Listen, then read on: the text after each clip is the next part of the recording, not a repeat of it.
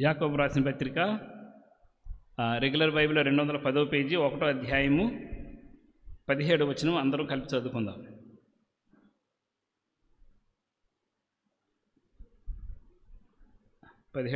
అందరూ కలిపి చదువుకుందాం. నాతో స్టార్ట్ చేయండి. శ్రేష్టమైన ప్రతి ఈవియు సంపూర్ణమైన ప్రతి వరమును పరసంబంధమై జ్యోతిర్మయుడు తండ్రి యొద్ద నుండి వచ్చును. ఆయన యందు ఏ చంచలత్వమునైనను గమనముల వలన కలుగు ఏ ఛాయ అయినను లేదు. చిన్న ప్రార్థన చేసుకుందాం. పరిశుద్ధుడా, ప్రేమ కలిగిన తండ్రి, నీ మహోన్నతమైన నామానికి వందనాలు, స్తుతులు, స్తోత్రం చెల్లిస్తూ మరలా నీ ఆలయంలో చేరి నిన్ను స్తుతించడానికి మరొక మారు నీ వాక్య పెరుగులో మా బ్రతుకులు సరి చేసుకోవడానికి మమ్మలను ప్రేమించి మీరు అనుగ్రహించినటువంటి మరొక అవకాశాన్ని బట్టి నీ పాదాలకు శిరసంచి నమస్కరిస్తున్నాను. మా ఆయుష్కాలం పొడిగించి మమ్మల్ని ఇక్కడ చేర్చినందుకు కూడా నీ పాదాలకు వందనాలు చెల్లిస్తున్నాను. అపరిమితమైన నీ ప్రేమను బట్టి, నీ కృపను బట్టి, నీ కనికరాన్ని బట్టి ప్రభా, మేము ఇంకనూ సజీవ లెక్కలో ఉండగలిగాము. నిజానికి ఏ యోగ్యత మాలో లేదు, కానీ సమస్త యోగ్యతలున్న మీరు యోగ్యత లేని మమ్మల్ని కూడా మీ సన్నిధిలో జ్ఞాపకం చేసుకున్నాయి. ప్రభా, మీరు అనుగ్రహిస్తున్నటువంటి సమయానికై నీకు వందనాలు చెల్లిస్తున్నాను. ఎందు నిమిత్తం సమయం ఇస్తున్నారు గ్రహించుకొని మరింత ఎక్కువగా నిన్ను స్తుతించడానికి, మరింత ఎక్కువగా నీ వాక్యం వల్ల బలపడి నీ కుమారుని స్వరూపంలో రావడానికి మమ్మల్ని అందరినీ సమయత్తపరచమని నీ పరిశుద్ధ పాదాలకు అప్పగిస్తున్నాను. ముఖ్యంగా ఈ సమయంలో నిలబడిన నేను అల్పుడను తండ్రి, మిమ్మల్ని మహింపరచడానికి ఎన్నో ఎన్నో ఎన్నో విషయాలు బైబిల్లో చెప్పబడ్డాయి.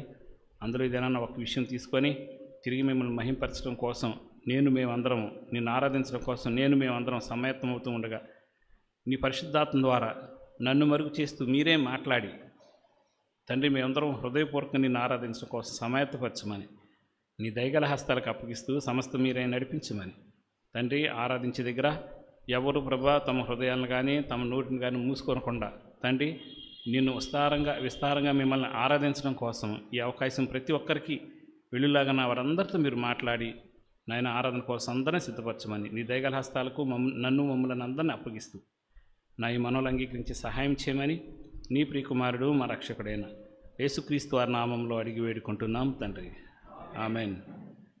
అందరికీ వందనాలండి. ఈరోజు ఆరాధన వర్తమానం కోసం తీసుకునే వాక్య భాగం నుంచి కొద్ది మాటలు మరలా మనం ధ్యానం చేసి ప్రభువుని ఆరాధించడానికి సమర్థపడదాము. ఇందులో ఏం చెప్తున్నారంటే, శ్రేష్టమైన ప్రతి ఈవియు సంపూర్ణమైన ప్రతి వరమును పరసంబంధమైనదై జ్యోతిర్మయుడు తండ్రి యొద్ద నుండి వచ్చును. ఆయన యందు ఏ చంచలత్వమైనను గమనముల వలన కలుగు ఏ ఛాయ అయినను లేదు అన్నాను. సరే, ఇంగ్లీష్ బైబిల్లో దీని స్టార్టింగ్ ఎట్లా ఉంటుందంటేనండి, every good gift and every perfect gift is from above అని ఉంటుంది. Every good gift and every perfect gift అని అంటే ప్రతి ఈవి అన్న రాయబడిన మాటకు ఇంగ్లీష్లో పెట్టిన మాట ఏంటంటే గిఫ్ట్ అని. సో ఏంటంటే మరి ప్రతిదీ మనకి ఇవ్వబడిందంట ఒక గిఫ్ట్గాను మరియు పరసంబంధమైంది అన్న విషయాన్ని చెప్తున్నాడు. ఈ రెండు విషయాలు చెప్పే దగ్గర దేవుని యొక్క ఉద్దేశం ఏంటంటే, మనం పొందుకుంటున్న దాంట్లో మనం ఏం పొందుకుంటున్నాము అన్నది మనకు సరైన అవగాహన ఉండట్లా చాలామందికి. కానీ ఇక్కడ చెప్తున్నాడు, మీరు సరైన అవగాహన తెచ్చుకోవాల్సిన అవసరం ఉంది. ఎందుకంటే మీకు ఇవ్వబడిన ప్రతిదీ ఎంత శ్రేష్టమైందో, అది ఎంత విలువైందో, అది మీకు బహుమానంగాను వరంగాను మీకు ఇవ్వబడింది. ఇది మీరు గ్రహించాలి అని చెప్పేసి యాకోబు గారి ఉద్దేశము.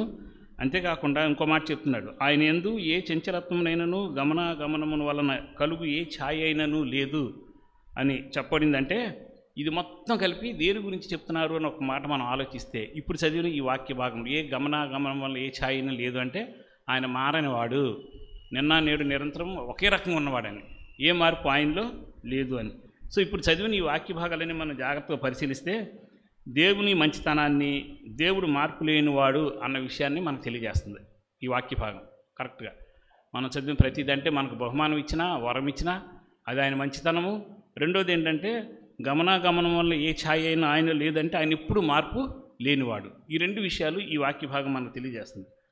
అంటే దేవుని యొక్క మంచితనం అనేది ఎవరో చెబితే అర్థం కాదు, వ్యక్తిగతంగా దాన్ని మనం అనుభవిస్తేనే కానీ అది ఎంత శ్రేష్టమైంది, ఆయన ఎంత శ్రేష్ఠుడు అన్న విషయం మనకి అర్థమవుతుంది. దేవుని హృదయం నుంచి మంచితనం అంటే ఎప్పుడు పొంగుతూనే ఉంటుందంట, పొంగి ప్రవహిస్తూనే నరుల వైపుకి వస్తూనే ఉంటుందంట.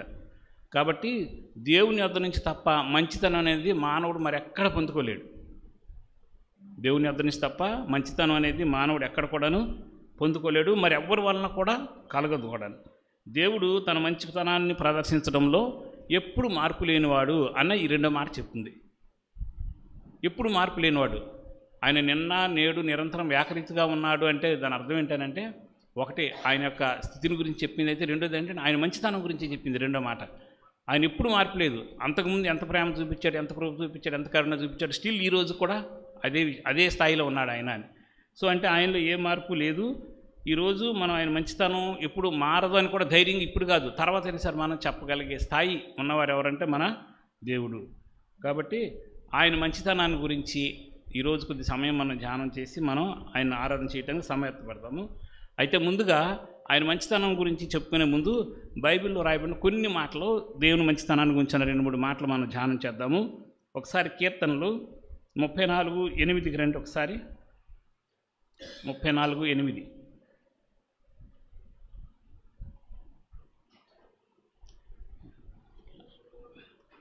కీర్తన 34:8. ఇంకొకరు 105 తీయండి. కీర్తన 100 కీర్తన 5వ వచనం కూడా రెడీగా ఉంచుకోండి. ముందు 34:8 చదవండి. యెహోవా ఉత్తముడని రుచి చూచి తెలుసుకున్నాడని. అంటే దేవుడు ఎంత శ్రేష్ఠుడో ఎంత మంచివాడో అదే అన్నా నేను ఇందాక ఫస్ట్గా. అది వ్యక్తిగతంగా నువ్వు అనుభవిస్తే కానీ మరి ఎవరికి తెలియదు. అందుకని అన్నాడు యెహోవా ఉత్తముడు, ఇక అంతకంటే గొప్పవారు మరి ఎవరో లేరు, అంత మంచివాడు. ఆ మంచితనం అనేది రుచి చూచి తెలుసుకున్నది అని అన్నాడు. మీరు వ్యక్తిగతంగా అనుభవించండి దాన్ని, దేవుడు మంచితనాన్ని అనుభవిస్తే ఆయన ఎంత మంచివాడో నీకు అర్థమవుతుంది అని చెప్పాడు. అంటే ఆయన యొక్క మంచితనానికి పరాకాష్ఠ ఎంత ఎక్కువ ఉంటుందో అన్న దాని గురించి చెప్పిన మాట అనమాట. రుచి చూచి మరి తెలుసుకోండి, మీరే టేస్ట్ చేయండి అని ఎంత మంచివాడు మీకు అర్థమవుతుందని. అంటే అంత మంచివాడు మన దేవుడు అని చెప్పడంలో ఆ కీర్తనకారుడి యొక్క ఉద్దేశము. అలాగే 105లో ఏముందో చూడండి.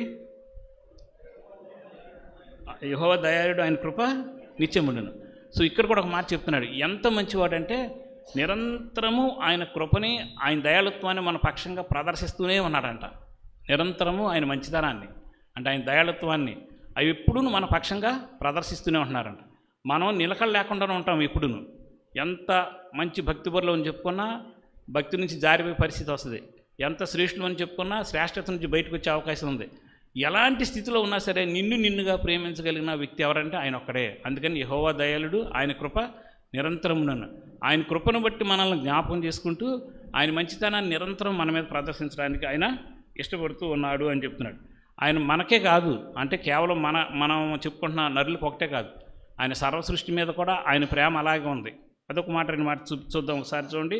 కీర్తన 104, 27, 28 వచనాలు చూడండి ఒకసారి.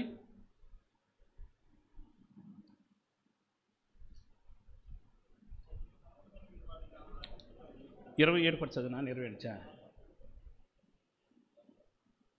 కీర్తన 104, 27. ఓకే, నేను చదువుతానండి. తగిన కాలంలో నీవు వాటికి ఆహారం ఇచ్చేదవని ఇవన్నీ నీ దయ కొరకు కనిపెట్టుతున్నవి అన్నాడు. చూసారా, ఇవి పశువుల గురించి పక్షుల గురించి ఆయన సృష్టిలో ఉన్న సమస్తం గురించి చెప్తున్నాడు. ఏమంటున్నాడు? తగిన కాలమున నీవు వాటికి ఆహారం ఇచ్చేదవని ఇవన్నీ నీ దయ కొరకు కనిపెట్టుతున్నవి అన్నాడు. అంటే ఆయన ఎంత మంచివాడంటే మనకే కాదు, సృష్టిలో ఉన్న సమస్తం మీద కూడా ఆయన మంచితనాన్ని అలాగే ప్రదర్శించడానికి ఇష్టపడుతున్నాడు. ఇక్కడే మనం ఒక ముఖ్యమైన విషయం తెలుసుకోవాలి. ఏంటంటే మనకు సృష్టిలో ఉన్న సమస్తానికి అన్నప్పుడు ఆయన వద్దకు రాని వాళ్ళ మీద కూడా ఆయన ప్రేమ అట్లాగా ఉంది, ఆయన వద్దకు రాని వాళ్ళ మీద కూడా ఆయన కృప అట్లాగా ఉంది, ఆయన వద్దకు రాని వాళ్ళ మీద కూడా ఆయన దయ అలాగే ఉంది. ఇది కూడా మనం గమనించాలి. విశ్వాసంలో ఉన్నాము, మన దగ్గరికి ఆయన ప్రేమ ఉంది, ఆయన దయ ఉంది, ఆయన కృప ఉంది అనుకోకూడదు. ఆయన సృష్టి మొత్తం మీద ఉంది ఒకటైతే ఆయన వద్దకు రాని వాళ్ళ దగ్గర కూడా సేమ్ అదే రేంజ్లో ఆయన యొక్క మంచితనం అనేది ప్రదర్శించడం జరుగుతుంది. ఒకసారి కీర్తన 33:5లో చూడండి ఒక మాట. కీర్తన 33:5.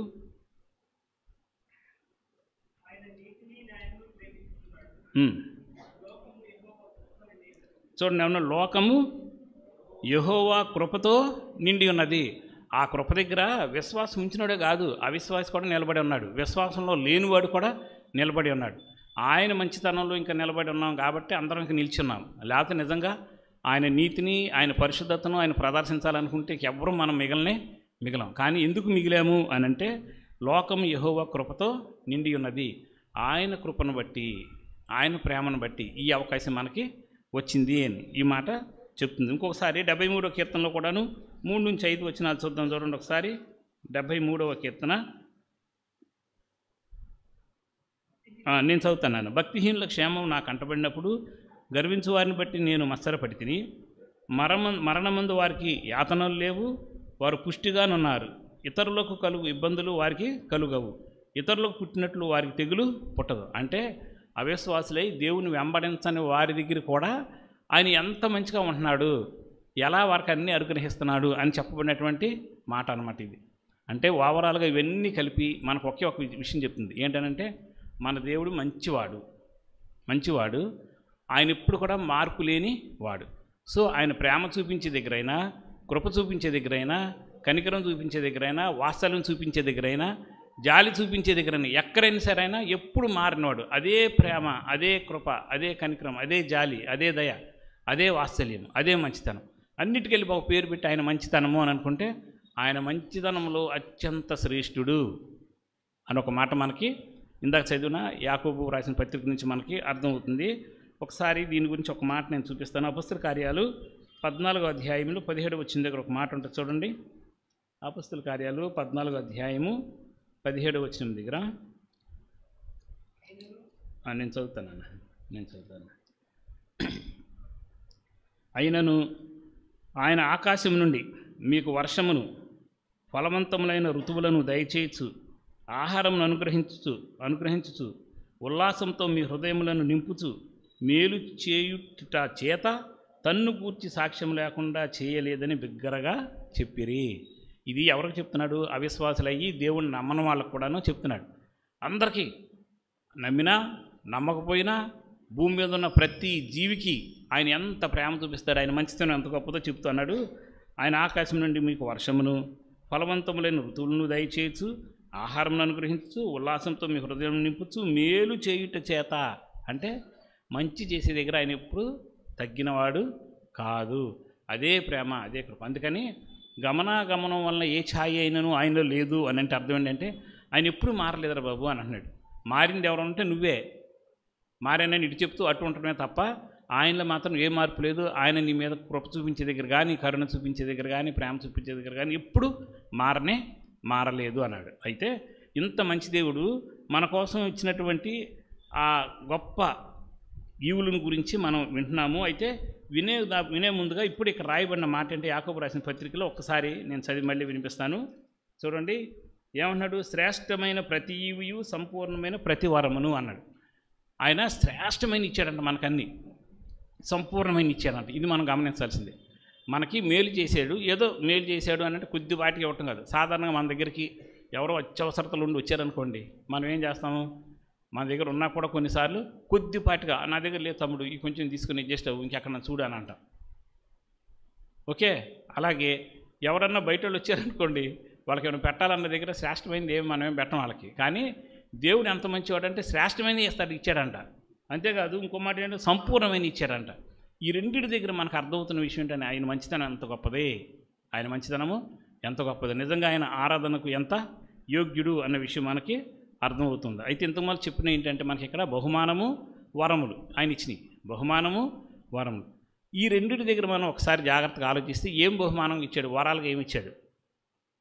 నేను అక్కడ మామూలు ఇవి అని చదివినప్పుడల్లా మీరు గుర్తుపెట్టుకోండి, బహుమానము మరియు వరం అన్న విషయాన్ని మీరు గుర్తుపెట్టుకోండి. ఒకవేళ నేను బహుమానం అని అన్నా సరే అదే దేవుడిచ్చిన వరం అని కూడా మీరు గ్రహిస్తూ వాక్యాన్ని జాగ్రత్తగా విని మనం ఆరాధనకి సిద్ధపడతాము. అయితే ఆయన ఆరాధించే ముందుగా వ్యక్తిగతంగా భౌతికంగా కూడా దేవుడు మనకు చాలా మేలు చేస్తున్నాడు. అవన్నీ దేవుని యొక్క మంచితనానికి గుర్తులే. ఉదాహరణకు మనకు అర్థం అవ్వాలంటే సాధారణంగా మనకి దేవుడు చేసే మంచితనం ఏంటంటే విశ్వాసుల దగ్గరికి వస్తే కనుక ఆయన గురించిన జ్ఞానం ఇస్తున్నాడు. అంటే ఆయన ఎవరో గ్రహించడానికి కావాల్సిన జ్ఞానం ఇస్తున్నాడు. తర్వాత తెలివిని, వివేచన ఇస్తున్నాడు, ఎలా మెలగాలి, ఎలా ఉండాలన్నది. అంతేకాకుండా మనలో విశ్వాసం కూడా ఆయనే పెంచుతున్నాడు. అంతేకాదు చాలాసార్లు మనం చేసిన చిన్న ప్రార్థనలు బట్టి స్వస్థత మనకిస్తున్నాడు, ఇతరులకు ఇస్తున్నాడు. మన జీవితాల్లో ఎన్నో ఆశ్చర్యకార్యాలు చేశాడు, ఎన్నో వాగ్దానాల నుంచి మనం ధైర్యపరిచాడు. అలాగే కొన్నిసార్లు అయితే భాషలు మాట్లాడే అవకాశం కొంతమందికి యోగ్యత ఇచ్చాడు. ఇంకా భౌతికంగా చూస్తే మన ఉద్యోగాలు కావాలన్నా, పిల్లల పెళ్ళిళ్ళు కావాలన్నా, ఇతరత్ర భౌతికంగా నీకు అవసరం వచ్చిన ప్రతి అవసరత కోసం ఆయన మీద ఆధారపడి నువ్వు చేసిన ప్రతి ప్రార్థన దగ్గర నీకు జవాబిచ్చి ఆయన ఎంతైనా నమ్మదగిన వాడు అని తనైనా రుజువుపరుచుకున్నాడు. అయితే ఇవన్నీ భౌతికంగా మనకి అనుగ్రహిస్తబడుతున్నా ఇక్కడ మాట చెప్పాడు పరసంబంధమైనవి అని. పరసంబంధమైన బహుమానం ఏంటి, పరసంబంధమైనటువంటి ఆ యొక్క వరములు మనకేం ఇవ్వబడ్డాయి అన్నది 2-3 క్లుప్తంగా మనకందరికి తెలిసి పరిచయం ఉన్నాయే. బట్ 2-3 విషయాలు మనం చూసి ఈరోజు దేవుడిని ఆరాధన చేయడానికి మనం సమాయత్తపరుచుకుందాం. ముందుగా పరసంబంధంగా ఆయన మనకిచ్చిన బహుమానము లేక వరము ఏంటి అని అంటే, ఫస్ట్ యోహాను రాసిన పత్రిక యోహాను సువార్త 3వ అధ్యాయం 9వ వచనానికి 16వ వచనానికి రండి. యోహాను సువార్త 3వ అధ్యాయం 16వ వచనం మనందరికి పరిచయం ఉన్న మాట ఇది. బాగా దేవుడు లోకమును ఎంతో ప్రేమించెను కాగా ఆయన తన అద్వితీయ కుమారునిగా పుట్టినవాని యందు విశ్వాసముంచు ప్రతివాడును నశింపక నిత్యజీవం పొందినట్లు ఆయనను అనుగ్రహించెను.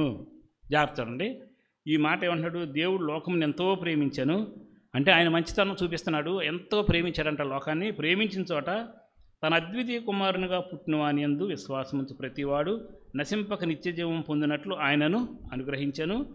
లోకము తన కుమారుని ద్వారా రక్షణ పొందుటే కానీ లోకమునకు తీర్పు తీర్చడానికి దేవుడు ఆయన లోకంలోనికి పంపలేదు. ఇక్కడే 3 విషయాలు చెప్పాడు.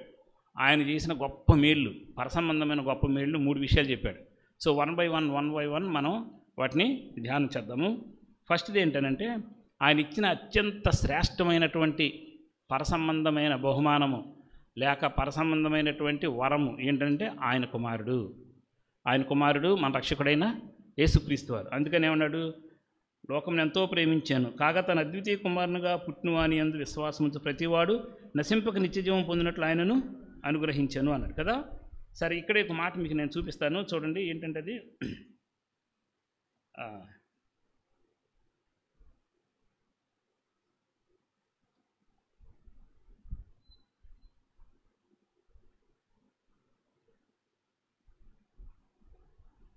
అద్వితీయ కుమారుడు అన్న మాట దగ్గర ఆయన వ్రాయించినటువంటి ఒక మాట మీకు నేను కింద ఫుట్నోట్లో 2 అన్నాను చూడండి. పైన 2 చూడండి. ఫస్ట్ ఎన్నో లైన్ చెప్తాను. 13వ వచనం దగ్గర, మరియు లోకము నుండి దిగి వచ్చిన వాడే అనగా పరలోకంలో ఉండు మనుష్య కుమారుడే తప్ప అన్నాడు కదా. మనుష్య కుమారుడు అంటే మన ప్రభువైన యేసుక్రీస్తు వారు మన కోసం అనుగ్రహించబడిన ఆయన జనతైక కుమారుడు అని చెప్పబడింది. ఇంతకు మొదలు ఆయన కుమారుడు అన్న మాట దగ్గర కింద రాయబడిన ఫుట్నోట్లో ఏం రాసిందో చూడండి ఒక మాట. అనేక ప్రాచీన ప్రతులలో పరలోకంలో నుండు అను మాటను విడిచిపెట్టబడినది, పరలోకంలో ఉండేవాడు అన్న మాటని విడిచిపెట్టబడింది అన్నాడు. అంటే ఎవరిని పంపించాడు? పరలోకంలో తనతో ఉన్నటువంటి తన కుమారుడైన యేసుక్రీస్తు వారిని మన కోసం ఈ లోకానికి పంపించాడు. ఇది మనం అర్థం చేసుకోవాల్సినటువంటి మెయిన్ విషయం. అయితే ఎవరు ఈయన? వచ్చిన ఆయన ఎవరు అనంటే, ఇదే యోహాను 1వ అధ్యాయంలో రాస్తాడు, ఆది యందు వాక్యముండెను, వాక్యము దేవుని యొద్ద ఉండెను, వాక్యము దేవుడై ఉండెను. ఆయన ఆది యందు దేవుని యొద్ద ఉండెను, సమస్తము ఆయన మూలముగా కలిగెను, కలిగి ఉన్నదేదియు ఆయన లేకుండా కలుగలేదు అన్నాడు. అంటే ఎవరిని పంపించాడు అనంటే, ఎవరు సర్వసృష్టిని సృష్టించాడో ఆయన పంపించాడు. ఆయన భూమిని చేసినప్పుడు ఎలా చేశాడన్న విషయం గురించి యెషయా గ్రంథంలో రాస్తూ అంటాడు, మట్టినంట కొలపాత్రలో కొలిచి వేశాడంట. ఆయన స్థాయి ఎలాంటిదో చూడండి. నీళ్ళు ఎన్ని ఉండాలంటే పురుషుడితో జలాలు తీసి అలా దాని మీద పోసాడంట. అంతేకాదు మానవుడు అవసరాలతో ఏమేమి ఉన్నాయో వాటన్నిటిని 6 రోజులు సృష్టించే దగ్గర కూడా అద్భుతమైనటువంటి తన జ్ఞానాన్ని తన వివేచనను ప్రదర్శించినటువంటి వాడు. ఇంత మొదలు ఎవరు ఆయనంటే, ఆయనలో జీవం ఉండేనని, అంటే జీవమైనటువంటి దేవుణ్ణి. అదే మాట ఇక్కడ కూడా చూడండి. 18వ వచనం దగ్గర 1వ అధ్యాయం యోహాను సువార్త 1వ అధ్యాయం 18వ వచనం దగ్గర, ఎవడైనాను ఎప్పుడైనాను దేవుని చూడలేదు, తండ్రి రొమ్ముననున్న అద్వితీయ కుమారుడే ఆయనను బయలుపరిచిన అన్నాడు. అద్వితీయ కుమారుడు అన్నప్పుడు ఫుట్నోట్ల కింద ఏమాట రాశాడు చూడండి. ఏమన్నాడు? అద్వితీయ దేవుడే. ఏమన్నాడు? ఎవరైనా నీ కోసం నరావతారిగా లేక మనిషి కుమారుడిగా పుట్టినవాడు ఎవరు? అద్వితీయ దేవుడు. అద్వితీయుడైనటువంటి దేవుడు అంట.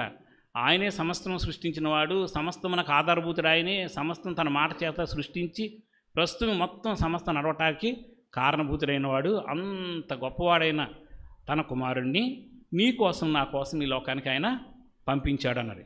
ఇది మనకు ఇవ్వబడిన గొప్ప వరం అన్నమాట. ఎందుకు పంపించాడు? ఇది మనం క్వశ్చన్ వేసుకుంటే దీని జవాబు అంతా మనకు వస్తుంది. ఎందుకు పంపించాడు, పంపించాల్సిన అవసరత ఏమొచ్చింది అన్న దగ్గర మనం 2-3 మాటలు ఒకసారి చూద్దాం. యోబు గ్రంథానికి రండి. యోబు గ్రంథానికి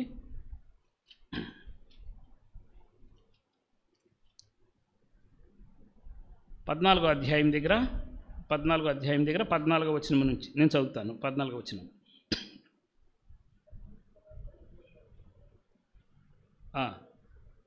పేజ్ 430 తీసుకున్నారా? నేను చదువుతాను. మరణమైన తరువాత నరులు బ్రతుకుదురా, అలా గుండెని ఎడల నాకు విడుదల కలుగు వరకు నా యుద్ధ దినములన్నీ నేను కనిపెట్టుదును. తర్వాత 16వ వచనం దగ్గర, అయితే ఇప్పుడు నీవు నా అడుగులను లెక్కపెట్టుచున్నావు, నా పాపమును సహింపలేకయున్నావు, నా అతిక్రమమును సంచిలో ముద్రించబడి ఉన్నవి, నేను చేసిన దోషము భద్రముగా ఉంచి ఉన్నావు చెప్తూ ఈ 14 ఫస్ట్ లింకు 10వ వచనం కూడా చూడండి. అయితే నరులు మరణమై కదలలేక పడియుందురు, నరుల ప్రాణము విడిచిన తర్వాత వారేమై పోదురు. ఒక క్వశ్చన్ వేసుకున్నాడు యోబు గారు. ఏమనంటే మానవుడి మీద ఏలుబడి చేసే గొప్ప బలమైన శత్రువు ఏది అనంటే పాపమునకు వచ్చిన జీతము మరణం. ఎందుకు యేసుక్రీస్తు వారు ఈ లోకానికి వచ్చారు అని అన్నప్పుడు ఫస్ట్ మనము మరణించాము కాబట్టి మరణించిన మనలను తిరిగి బ్రతికించడం కోసం తన అద్వితీయ కుమారుని ఈ లోకానికి బహుమానంగా పంపించాడంట. ఇది ఫస్ట్ మనకు చెప్పబడినటువంటి విషయం. కాగా తన అద్వితీయ కుమారుని యందు విశ్వాసం ఉంచి ప్రతి వాడును నశింపక నిత్యజీవం పొందినట్లు ఆయన అనుగ్రహించానంటే ఇదిగో మరణంలోనూ ఉన్న నిన్ను మరణం నుంచి బయటికి తీసుకురావడం కోసం ఆయన కుమారుణ్ణి ఈ లోకానికి పంపించారు అని చెప్తున్నాడు. అంతేకాదు ఇంకో మాట, ఎందుకు మరణం దగ్గర ఏమొచ్చింది? సరే మరణించాము, మరణిస్తూ వచ్చిన నష్టం ఏంటి అని అన్నప్పుడు దాని గురించే ఒకసారి మరణించిన తర్వాత ఎలా ఉంటుంది మన పరిస్థితి అని అన్న దాని గురించి ఒకసారి నేను ఒక మాట చూపిస్తానండి, చూసి చెప్తాను.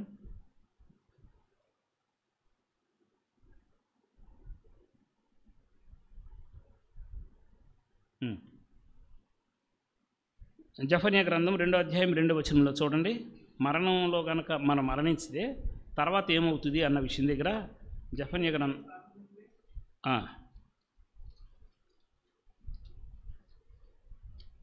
2వ అధ్యాయము 2వ వచనం దగ్గర విధి నిర్ణయం కాకమునిపే యెహోవా కోపాగ్ని మీ మీదకి రాకమునిపే మిమ్మలను శిక్షించుటకై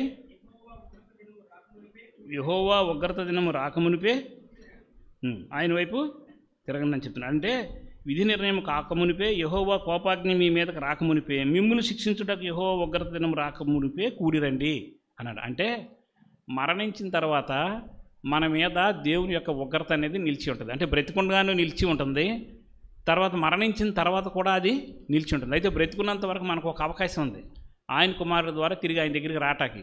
కానీ మరణించిన తర్వాత మనం నిలబడాల్సింది ఉగ్రతలోకి వెళ్ళటాకంటే తీర్పులోకి వెళ్ళటానికి. తీర్పులోకి వెళ్ళి తీర్పు నుంచి ఇదిగో శాశ్వతమైనటువంటి ఆయన ఉగ్రతకు చిహ్నమైనటువంటి అగ్నిగంధకాలతో ఉండే గుండంలోకి వెళ్ళబోవటానికి. అంటే మానవుడికి మరణం ఒకటి అడ్డంకిగా మారింది, రెండోది తీర్పు ఒకటి అడ్డంకంగా మారింది, మూడోది ఏంటంటే తీవ్రమైనటువంటి ఆయన ఉగ్రతకు పాలయ్యే ఒక అవకాశం ఉంది. ఈ 3 అంతల నష్టం మానవుడి జీవితంలో ఉంటే ఈ 3 అంతల నష్టాల నుంచి మానవుని తిరిగి విడిపించడం కోసం ఆయన తన కుమారుణ్ణి పంపాడు అన్నాడు. అంతకుముందు యేసుక్రీస్తు వారి లోకంలో పుట్టక ముందు వరకు ఎలాంటి క్వశ్చన్స్ వచ్చాయో మీకు ఒక మాట నేను చూపిస్తాను. యోబు గ్రంథం 33వ అధ్యాయము 23వ వచనము 24వ వచనం ఒకసారి చదువుదాం.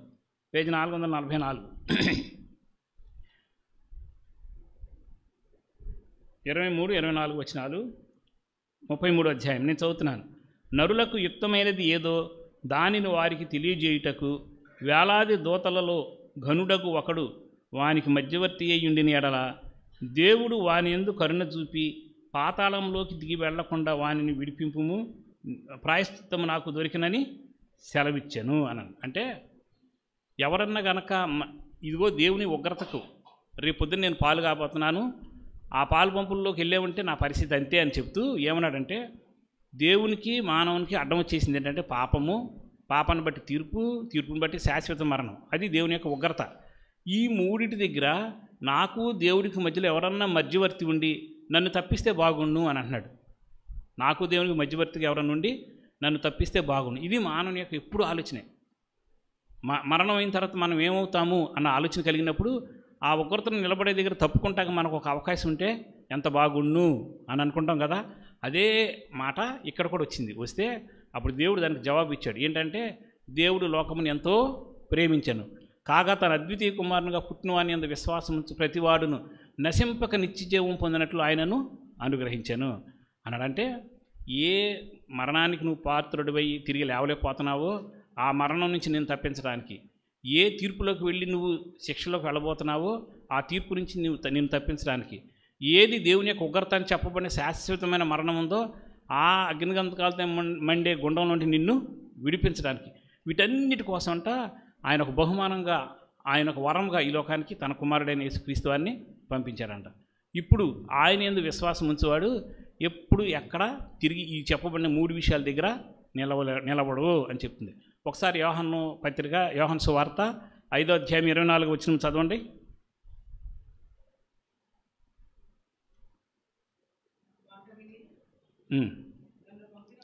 నా మాట విని నన్ను పంపిన వాని యందు విశ్వాసం ఉంచేవాడు నిత్య జీవం గలవాడు. జాగ్రత్త చూడండి, ఎక్కడున్నవాడు?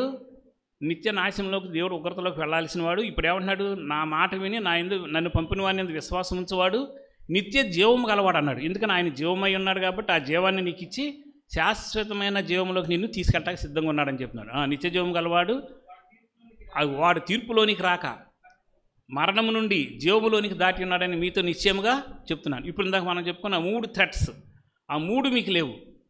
మరణము లేదు, తీర్పు లేదు, అట్లాగే శాశ్వతమైన ఆ ఉగ్రత లేదు. ఈ 3 నుంచి తప్పబడి నిత్య జీవంలోకి వెళ్తావు అని చెప్పాడు. కాబట్టి ఇంత శ్రేష్ఠుడైన తన కుమారుణ్ణి ఒక వరముగా అలాగే ఒక బహుమానంగా ఆయన మనకి ఇచ్చినందుకు ఆయన మనం ఎంత స్తుతించి ఆరాధించాలని మీరు ఆలోచించండి. ఇన్ని కోట్ల మంది భూమి మీద ఉంటే కొద్ది మందికి మాత్రమే దేవుడు ఆ అవకాశాన్ని ఇచ్చాడు. కొద్దిమందికి ఇవ్వాల, కొద్దిమంది మాత్రం అవకాశాన్ని అందుకున్నారు. అందరికి ఇచ్చాడు, కానీ అందుకుంటాకి కొద్దిమందికి మాత్రమే ఆ యొక్క ముందుకు అడుగుని వేసిన వారుగా ఉన్నారు. సో అందులో మీరు ఉన్నారు. ఇంత శ్రేష్టమైన బహుమానాన్ని ఆయన నీకు ఇచ్చినప్పుడు నువ్వు ఆయన స్తుతించాలా వద్దా? నీ మీద ఇక మరణం ఉండదు. ఒకళ్ళు మరణించినా తిరిగి లేస్తావు, నీ మీద తీర్పు ఉండదు. నువ్వు వెళ్ళాల్సిన నిత్య మరణంలోకి, అంటే రెండో మరణం చెప్పండి, అగ్నిగంధకాలతో మండి గుండంలోకి వెళ్ళవు. ఇంతకంటే నీ జీవితంలో గొప్ప బహుమానం ఏముంటుంది చెప్పండి? ఇంత గొప్పదైనటువంటి ఈ బహుమానాలన్నీ నీకు ఇచ్చింది ఎవరంటే ఆయన కుమారుడైన యేసుక్రీస్తు వారి ద్వారా ఇచ్చాడు. కాబట్టి తండ్రి, నీ కుమారుడే లేకపోతే ఇప్పుడు చెప్పబడిన అన్నింటిలో నేను నిలబడతా. నిజంగా మనం లెక్క పెట్టుకుంటే మనకి ఏ అర్హత కూడా ఆయన ముందు నిలబడటానికి లేదు. కానీ ఆయన కుమారుని బట్టి రేపు పొద్దున ఆయన నిత్య జీవంలో నువ్వు ఉండబోతున్నావు అన్నమాట ఎంత సంతోషం. నిజంగా హృదయానికి మీకు ఇది సంతోషం కలిగిస్తుందంటే దేవుని హృదయమారా నీ కుమారుని ఇచ్చినందుకు హృదయమారిని నేను స్తుతిస్తున్నాను అని చెప్పేసి మనం స్తుతించి ఆయన్ని ఆరాధన చేద్దాం. ఇక్కడే చెప్పబడిన రెండో మాట ఏంటంటే, కొద్దిగా మళ్ళీ నేను చెప్పేసి ముగిస్తాను. ఇంత మళ్ళీ వద్దరండి, యోహాను సువార్తలకు రండి. చెప్పబడిన 3 మాటలు అక్కడే ఉన్నాయి. యోహాను సువార్తలోనే ఇందాక చదువుకున్న 3వ అధ్యాయం 16వ వచనం దగ్గరే ఏమన్నాడు? దేవుడు లోకమును ఎంతో ప్రేమించాను, కాగా తన అద్వితీయ కుమారునిగా పుట్టినవాని అందు విశ్వాసం ఉంచు ప్రతివాడును నశింపక నిత్యజీవం పొందినట్లు ఆయనను అనుగ్రహించాను. ఇక్కడే చూడండి, నశింపక నిత్య జీవము పొందినట్లు అన్నాడు. ఇందాక 3 నుంచి తప్పించబడ్డాము అనుకున్నాము. ఈసారి ఎక్కడ ఉంచబోతున్నాడంటే నిన్ను నిత్య జీవములో నిన్ను ఉంచబోతున్నాడు అని అన్నాడు. ఒకసారి రోమపత్రిక 6వ అధ్యాయం 23 వచనం చదవండి. రోమపత్రిక 6వ అధ్యాయం 23 వచనం. ఎలయనగా పాపము వలన వచ్చు జీతము మరణము, అయితే దేవుని కృపావరము మన ప్రభువు అయిన క్రీస్తు యేసునందు నిత్య జీవము. ఏమన్నారండి? మన ప్రభువు అయిన క్రీస్తు యేసునందు నిత్య జీవము. అంటే ఈ జీవం ఎక్కడి నుంచి వచ్చింది మనకి అంటే ఆయనే జీవము. ఏమన్నాడు? ఆయనలో జీవం ఉండేను, ఆ జీవం మనుషులకు వెలుగై ఉండేనని యోహాను సువార్తలో 1వ అధ్యాయంలో ఉంది కదా. అదే జీవాన్ని అంట నీకు పాస్ చేశాడంట. ఇప్పుడు నువ్వు మరణం నుంచి ఎలా తప్పుకుంటున్నావు అని అంటే, ఇదిగో తీర్పు నుంచి ఎలా తప్పుకుంటున్నావు, ఉగ్రత నుంచి ఎట్లా తప్పుకుంటున్నావు అంటే, జీవమై ఉన్న దేవుడు, జీవమై ఉన్న ప్రభు తన జీవాన్ని నీలోకి పాస్ చేస్తున్నాడు, నీలోకి పంపిస్తున్నాడు. కాబట్టి ఏమంటున్నాడు? యేసుక్రీస్తునందు విశ్వాసం ఉంచడం ద్వారా ఈ జీవాన్ని నువ్వు పొందుకుంటావు అని చెప్తున్నాడు. అంటే పాపానికి జీతం మరణంగా ఉంటే మరణం పొందాల్సిన చోట మరణం నుంచి పునరుద్ధానం పొందే అవకాశం నీకు ఇస్తున్నాడు. అంతేకాదు మరణం నుంచి పునరుద్ధానమే కాదు, శాశ్వతమైన ఉగ్రతలోకి వెళ్ళాల్సిన నిన్ను శాశ్వతమైనటువంటి నిత్య జీవంలోనికి నిన్ను పంపించడానికి ఆయన ఈ అవకాశం నీకు ఇచ్చాడు అని అన్నాడు. ఒకటి తన కుమారుని ఇస్తే, రెండోది శాశ్వత కాలం ఆయనతో ఉండేటువంటి నిత్య జీవాన్ని ఆయన ఇస్తున్నాడు అన్నాడు. అది దాన్ని కదా ఎటర్నల్ లైఫ్ అని అంటారు. అంటే ఇదే మనకి ఇవ్వబడినటువంటి బహుమానం. ఈ బహుమానం ఎవ్వరు ఇవ్వలేరు, ఎక్కడి నుంచి తేలేరు, విలువ పెట్టి ఏ ఒక్క వ్యక్తి కూడా కొనలేరు. ఉచితముగా నిత్య జీవం నీకు ఇవ్వబడుతుంది. కాబట్టి ఆయన కుమారుని ఇచ్చినందుకు ఆయన ఆరాధన చేద్దాము. రెండోది ఏంటంటే నిత్య జీవమునిచ్చాడు. నిత్య జీవం అంటే ఎక్కడ నువ్వు యుగాలు అగ్నిగంధకాలతో మండే గుండంలో ఉండి ఏడుస్తూ పళ్ళు కొరుకుతూ దేవుని దూషిస్తూ అక్కడ నీ జీవితం గడపాలో అక్కడ నుంచి అత్యంత ప్రశాంతమైనటువంటి దేవుని యొక్క ఆ ముఖారవిందం చూస్తూ యుగాలు ఆయనతో ఉండేటువంటి గొప్ప అవకాశం నిత్య జీవం అనేది నీకు ఇవ్వటానికి ఆయన సిద్ధంగా ఉన్నాడు. కాబట్టి ఆయన ఇచ్చిన కుమారుని బట్టి ఆరాధన చేద్దాము. ఆయన ఇచ్చినటువంటి నిత్య జీవాన్ని బట్టి కూడా మనం ఆరాధన చేద్దాం. మూడవదిగా చూస్తే అక్కడే ఉంది, ఏమనంటే లోకము తన కుమారుని ద్వారా రక్షణ పొందుటకే కానీ లోకమునకు తీర్పు తీర్చుటకు దేవుడు ఆయనను లోకంలోనికి పంపలేదు అన్నాడు. రక్షణ పొందుటకు మూడోది మనకిచ్చిన మూడో బహుమానం ఏంటంటే ఆయన ఇచ్చినటువంటి రక్షణ. దీనికి సపోర్ట్గా ఉన్న వాక్యం ఎక్కడంటే ఎఫెసీయులకు రాసిన పత్రిక 2వ అధ్యాయం 8వ వచనంలో చూడండి. ఎఫెసీయులకు రాసిన పత్రిక 2వ అధ్యాయం 8వ వచనం.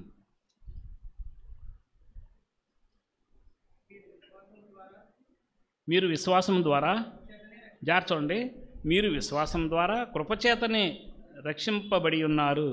ఇది మీ వలన కలిగినది కాదు, దేవుని వరమే. ఇందాక చెప్పుకొని మనం గిఫ్ట్ అంటే వరము అని అనుకున్నాం కదా. ఆ వరం ఏంటనంటే ఇక్కడ చెప్తున్నాడు రక్షణ పొందటము. రక్షణ పొందటం అనేది దేవుడు ఇచ్చినటువంటి ఒక శ్రేష్టమైనటువంటి వరము అంట. ఇప్పుడు దేవుడు తన కుమారుని పంపించాడు, ఓకే, అవకాశం ఇచ్చాడు. అవకాశం ఇచ్చిన తర్వాత నిత్య జీవనంలో ఉంటాకు కూడా అవకాశం ఇచ్చాడు. అయితే ఆ దేవుడు ఇచ్చినటువంటి నిత్య జీవనంలో నువ్వు వెళ్ళాలంటే నీకు కావాల్సింది ఏంటంటే రక్షణ ఉండాలి. ఏం కావాలి? రక్షణ. ఈ రక్షణ కూడా ఉచితమైన బహుమానమేనంట ఆయన కృపను బట్టి. అన్నయ్య చెప్పిన మాట ఒకసారి మీకు గుర్తు చేస్తాను. ఇదివరకు ఒక మాట చెప్పాడు అన్న, ఏంటంటే దేవుని ప్రేమ ఎలా పైనుంచి కిందకు వస్తూ రెండుగా చీలిందంట. చీలి ఒకటి కనికరం అయిందంట, రెండు కృప అయిందని అన్నాడు. ఏంటి కనికరం అంటే నువ్వు దేనికి అర్హుడువో దానిని నీ మీదకు రాకుండా క్షమించటం. అంటే ఉదాహరణకి మనం పాపం చేసాము, మనకు శిక్ష రావాలి, శిక్ష రాకుండా క్షమించటం. అది కనికరం చేసే పని. ఇప్పుడు కృప చేసే పని ఏంటి? అర్హత లేని దాన్ని నీకు ఇవ్వటం. దీనికే ఉదాహరణగా యేసుక్రీస్తు ఒక మాట చెప్పాడు. ఏంటనంటే ఒక వ్యక్తి ఇంత బకాయి ఉన్నాడు, ఎవరి దగ్గర? ఒక యజమానుడి దగ్గర బకాయి ఉన్నాడు, అప్పు తీర్చలేకపోయాడు, అతన్ని వెళ్ళి క్షమించాడు అన్నాడు. క్షమించడం వరకు కనికరం. కానీ క్షమించిన తర్వాత వదిలిపెట్టేసేలా దేవుడు మనల్ని ఏం చేశాడంటే తిరిగి క్షమించడమే కాకుండా అర్హత లేని మనకు ఒక అర్హత ఇచ్చాడు. అదే ఏంటంటే నిత్య జీవం. ఇప్పుడు మన పాపాలను క్షమించాడు, ఓకే, అయిపోయింది అక్కడ వరకు.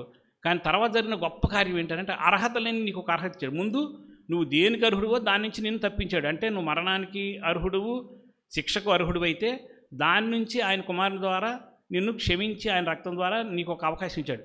అవకాశం ఇచ్చినంత మాత్రాన ఆయన రాజ్యం ఇవ్వాలా? ఇది ఎక్కడ చెప్పబడిందా? కానీ అది కూడా ఇచ్చాడు ఉచితంగా. దాన్ని ఏమంటే కృప అంటే నువ్వు అర్హత నీకు లేని చోట తిరిగి నీకు అర్హత ఇవ్వటము అని. సో ఇప్పుడు ఆయన ఇచ్చిన గొప్ప అర్హత ఏంటంటే ఆయన నిత్య జీవంలో ఉండటం కోసం ఇక్కడ మనం సిద్ధపరచడం. అదే కృప ద్వారా మనకి ఇవ్వబడినటువంటి రక్షణ. మీరు రక్షణ అంటే వెరీ సింపుల్గా తీసుకోబాకండి. దీంట్లో అంటే నీకు వాక్యాలు చూపించిన టైం అయిపోయింది కాబట్టి చూపించను, కానీ 2-3 విషయాలు మీకు అందులో ఉన్నాయి చెప్తా. రక్షణలో 3 భాగాలు ఉంటాయి. ఎప్పుడైనా సరే మీరు గుర్తుపెట్టుకోండి. ఫస్ట్ది ఏంటంటే జస్టిఫికేషన్, రెండోది ఏంటంటే శాంక్టిఫికేషన్, మూడోది ఏంటంటే గ్లోరిఫికేషన్. 3 భాగాలు ఉంటాయి. ఫస్ట్ది ఏంటి? జస్టిఫికేషన్, రెండోది శాంక్టిఫికేషన్ అండ్ మూడోది గ్లోరిఫికేషన్. 3 భాగాలు వస్తాయి దీంట్లో. ఏంటి జస్టిఫికేషన్ అంటే? ఏంటంటే పాపులమైన మనలను నీతిమంతులుగా తీర్చడం. దీన్ని ఏమంటారంటే జస్టిఫికేషన్. అంటే నీతిమంతులుగా తీర్చడం కోసం పాపివైన నీ స్థానంలో తన కుమారుని పెట్టాలి. అలాగే నీ పాపను కరగబట్టడానికి వెల చెల్లించాలి. ఆ వెల చెల్లించడమే జస్టిఫికేషన్. వెల చెల్లించి అక్కడ నుంచి నేను బయట తీసుకొచ్చాడు. సో దీన్ని జస్టిఫికేషన్ అని అంటారు. అంటే ఇప్పుడు నీ పాపానికి పరిహారంగా తన కుమారుడైన యేసుక్రీస్తు వారి రక్తాన్ని వెలగా చెల్లించాడు. ఇది మీరు అర్థం చేసుకోవాల్సింది. ఎంత విలువైందో అంటే పాపం ఈజీగా చేస్తాము, కానీ దాని పర్యవసానము, దాని విలువ ఎంత భయంకరమైందో మీరు ఆలోచించండి. అంటే అందుకని అంటాడు, నీ పాపము నీ సృష్టికర్త యొక్క ప్రాణాన్ని కోరింది అని అన్నాడు. అంత భయంకరమైన పాపం దగ్గర నుంచి నిన్ను నీతిమంతులుగా తీర్చాడు తన కుమారుడి ద్వారా. దీన్ని ఏమంటారంటే జస్టిఫికేషన్ అని అన్నారు. అంటే నీతిమంతులుగా ఇప్పుడు నువ్వు తీర్చబడతావు ప్రభు దగ్గరికి వచ్చినప్పుడు. నీతిమంతులుగా తీర్చబడిన తర్వాత శాంక్టిఫికేషన్ అంటే పరిశుద్ధపరచడం. నీతిమంతులుగా తీర్చబడ్డావు. తీర్చబడినంత మాత్రం మనందరం పర్ఫెక్ట్ అయ్యామా? చెప్పండి, పర్ఫెక్ట్ అయిపోయాం మనందరం? అవలా. అదే శాంక్టిఫికేషన్ ప్రాసెస్. అంటే నీతిమంతులుగా నిన్ను తీర్చి అక్కడి నుంచి నిన్ను ఎప్పటికప్పుడు పరిశుద్ధపరచుకుంటూ నువ్వు పడిన ప్రతిసారి, పిల్లడు దుమ్ములోకి వెళ్ళాడి పడిపోయి బురదలు చేసుకొచ్చాడు అనుకోండి, అమ్మ ఏం చేస్తుంది? గవ్వ తీసుకొచ్చి స్నానం మళ్ళీ చేస్తుంది కదా. అట్లాగే పడిపోయిన ప్రతిసారి తిరిగి నిన్ను లేవనెత్తి నిన్ను ధైర్యపరిచి ఆయన దగ్గరికి వచ్చేటట్టు చేసి మళ్ళీ నిన్ను కడిగి శుద్ధీకరించి ఎప్పటికప్పుడు ఆయన అంటే నీ మరణం వరకు లేకపోతే ఆయన కుమారు యొక్క రాకడ వరకు నిత్యం నిన్ను పరిశుద్ధీకరిస్తూనే ఉంటాడు. దీన్ని ఏమంటారంటే రెండో ప్రాసెస్ శాంక్టిఫికేషన్ అంటారు. ఫస్ట్ది జస్టిఫికేషన్, రెండోది శాంక్టిఫికేషన్. అయితే మూడోది ఏంటంటే గ్లోరిఫికేషన్. ఇదిగో ఇలా ఉన్న నిన్ను అంటే పాపం నుంచి నిన్ను విడిపించి నీతిమంతులుగా తీర్చి, అలాగే ఇప్పుడు నిత్యము నిన్ను కడిగి శుద్ధీకరిస్తూ పరిశుద్ధతలో నడిపిస్తూ రేపొద్దున తన మహిమలో నిన్ను తీసుకెళ్ళటానికి ఇష్టపడుతున్నటువంటి దేవుడు ఉన్నాడు. దీన్ని ఏమన్నారంటే గ్లోరిఫికేషన్ అన్నారు. ఒక రక్షణ అంటే వెరీ సింపుల్గా మీరు ఎప్పుడు తీసుకోవద్దు. ఈ 3 భాగాలు ఉంటాయి. ఈ 3 భాగాలు నీ జీవితంలో జరగాలంటే నువ్వు రక్షణ పొందిన దగ్గర నుంచి, అంటే నువ్వు దేవుని బిడ్డగా పుట్టినప్పటి నుంచి మరలా నీ మరణం ఆవాలని నీ జీవితం వరకు మొత్తం భాగం తీసుకున్నది ఆయనే. అదే ఆయన ఇచ్చినట్టు అత్యంత గొప్పదైనటువంటి రక్షణ అన్నాడు. అది ఉచితంగా నీకు ఆయన కృపను బట్టి ఇవ్వబడింది అన్నాడు. ఎంత ఆరాధించాలి మనం? ఒకసారి ఆలోచించండి. నీతిమంతులు తీర్చడమే గొప్ప. పోనీ తీర్చినోడు వదిలిపెట్టాడా? వదల్లా. పరిశుద్ధతలో నిన్ను తీసుకుంటూనే నువ్వు పడిపోతున్న ప్రతిసారి నిన్ను లేపుతూ ధైర్యపరుస్తూ ఆయన దగ్గర రాలేకపోతే మళ్ళీ రప్పించుకొని పరిశుద్ధాత్మ వారు కన్నీటితో నీ దగ్గర ప్రార్థన చేయించుకొని నిన్ను సరిచేస్తూ పరిశుద్ధపరచుకుంటూ వెళ్తున్నాడు. అంతేకాదు, ఆ పరిశుద్ధపరిచిన తర్వాత తిరిగి ఆయన మహిమలో నిన్ను తీసుకువెళ్ళటానికి కూడా ఇష్టపడుతున్నాడు అన్నాడు. ఇంత మేలు చేసిన దేవుని మనం ఎంతగా ఆరాధించాలి? మీరు ఆలోచించండి. ఫస్ట్గా తన కుమారుని ఒక బహుమానంగా ఇచ్చాడు, నిత్య జీవాన్ని బహుమానంగా ఇచ్చాడు, ఆయన గొప్పదైనటువంటి రక్షణ కూడా మనకు బహుమానంగా ఇచ్చాడు. వీటన్నిటిని బట్టి మనం ఎంతగా ఆరాధిస్తే దేవుని రుణం మనం తీర్చగలము. కాబట్టి ఒక్కసారి ప్రభు మనకు చేసిన ఈ మేళ్ళన్నింటినీ జ్ఞాపకం చేసుకుంటూ ఒకసారి హృదయం ఆయన ఆరాధిద్దాము. తలలు వంచండి, ఆరాధన కోసం సిద్ధపడదాం.